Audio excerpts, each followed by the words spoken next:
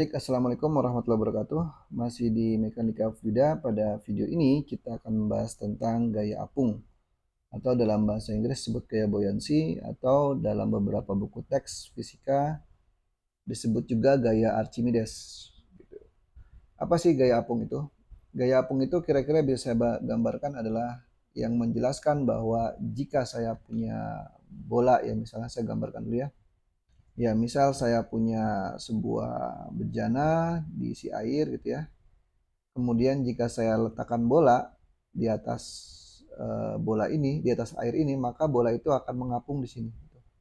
Dia tidak turun ke bawah. Padahal kalau misalnya kita punya benda lain, contoh logam ya. Logam, misalnya saya ambil sebuah sendok lah ya. Sendok itu kan biasa sendok logam ya, sendok logam gitu ya. Saya letakkan di sini, dia akan ke bawah, bergerak ke bawah. Nah, inilah yang menjelaskan bagaimana si bola itu tidak tenggelam dan sendok itu tenggelam. Oke, saya akan pembahasan bagaimana cara menurunkan ini secara fisik ya, yaitu seperti ini. Ini saya hapus dulu ya gambarnya. Anggaplah kita punya sebuah benda yang tercelup di dalam sebuah fluida, anggap aja air gitu ya. Benda ini bentuknya kayak gini, tak beraturan tapi dia punya lempeng lah, lempeng yang punya H gitu, punya tebalnya H gitu. Jadi kalau saya bisa bilang di sini ada yang bagian atas itu dalamnya adalah H. Jadi dari sini ke sini ya. Ini kalau saya tarik ke sini, ini yang bawah gitu ya. Ini kan H nih.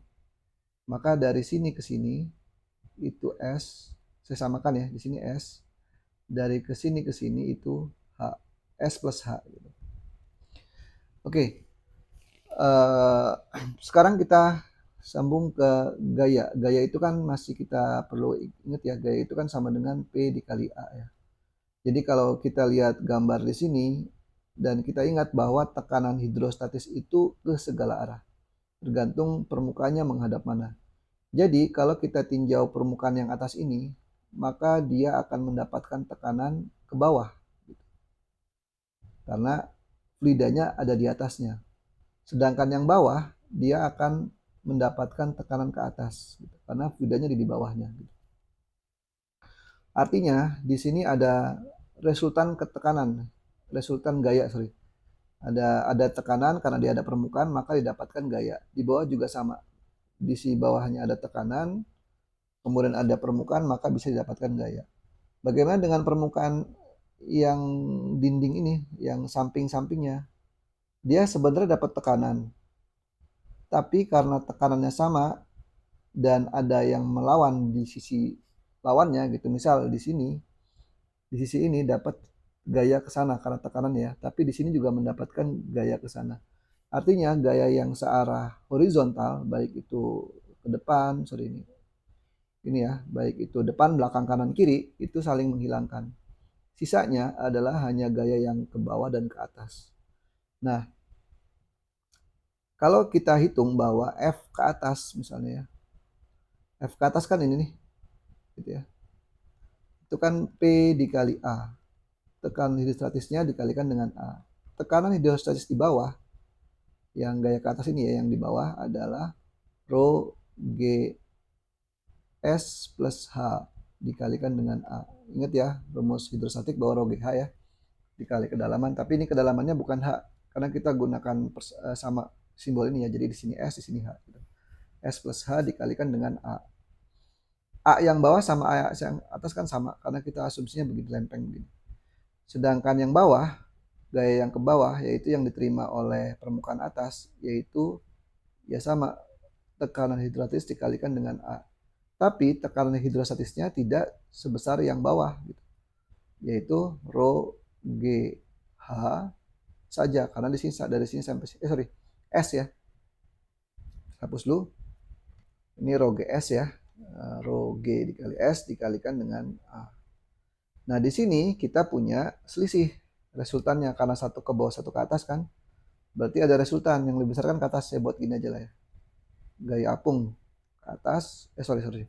Gaya resultan aja. Gaya resultan itu gaya ke atas dikurang gaya ke bawah. Gaya ke atas Rho G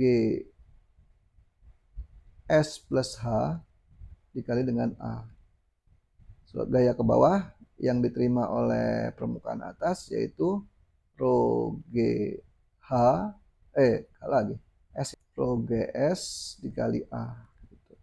Ini rho G dan A itu sama ya. Jadi bisa kita hitung bahwa rho GA dikalikan dengan S plus H dikurang S. Oke. Kenapa? Ini kan sama kita kita keluarkan lah dari kurung. Ini kan yang beda kan S plus H sama S aja kan. Nah, ini kita bisa lihat nih, S dikurang S kan hilang. Gitu ya. Jadi sisanya adalah rho G A dikali H. Ini F resultan. Nah, sekarang kita lihat nih, A kali H ini apa? Kalau ini A dan ini H, maka ini kan sebenarnya A dikali H itu kan sama dengan volume. Ya. Jadi saya bisa tulis bahwa F resultan itu adalah rho G P gitu. Nah, ini gaya Archimedes atau gaya apung. Jadi saya tulisnya dengan simbol yang baru ya, namanya F buoyancy. F buoyancy itu sama dengan rho G V. Nah, V ini adalah V siapa? V-nya si benda gitu kan. Bukan volumenya si air kan, tapi volume benda. Benda yang mana? Benda yang tercelup gitu. Benda yang tercelup. Nah, ini yang namanya dengan gaya buoyancy atau gaya apung tuh yang ini. Oh, yang perlu kita ingat bahwa kalau kita turunkan di sini bahwa rho di sini berarti bukan rho si benda ya, tapi rho si fluida. Ini saya tulis lagi ya. Jadi di sini rho-nya bukan rho benda tapi rho fluida. Kita lihat ya turunkan dari sini. Rho di sini kan rho fluida kan, bukan rho benda. Jadi rho fluida dikali G dengan volume benda yang tercelup. Oke, untuk lebih jelasnya ada contoh sedikit contoh mudah ya. Jadi ada contoh soal sebuah benda tercelup sebagian dalam cairan yang memiliki massa jenis 0,75 gram per cm kubik seperti ditunjukkan oleh gambar berikut. Jika volume benda yang tercelup adalah 0,8 dari volume totalnya, maka tentukan massa jenis benda tersebut. Nah, ini kita perlu lihat kalau dia setimbang di sini, jadi tidak tenggelam, tidak ke atas kan berarti dia intinya mengapung seperti ini.